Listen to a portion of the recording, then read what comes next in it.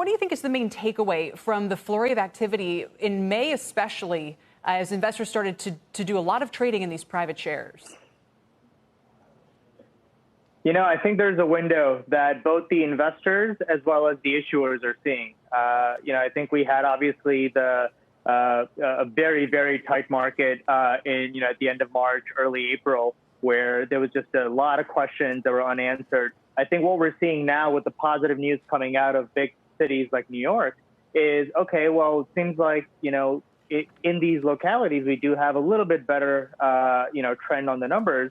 And I think what that means for issuers is, well, I've got a window between June and effectively the backstop in November, where if I'm going to go public right now with the current administration, with the knowns of the current administration, then I better get moving. And that's why I think we're seeing a lot of activity in the IPO market, which I don't think will last more than a couple of months. Interesting. Why don't you think it'll last?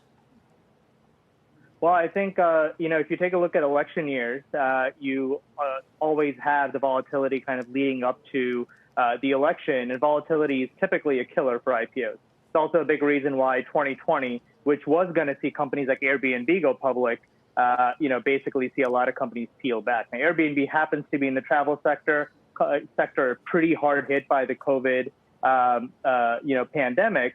But I think what we're seeing is the flip side of that is that there's a lot of sectors that are benefiting from the new normal that we're all operating within. And I think some of those companies are going to try and, take advantage of this opportunity.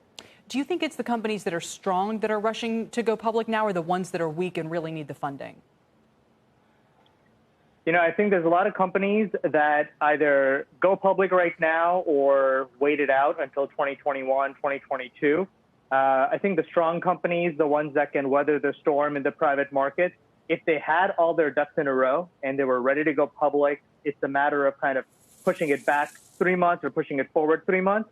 I think we're going to see that group of companies go public.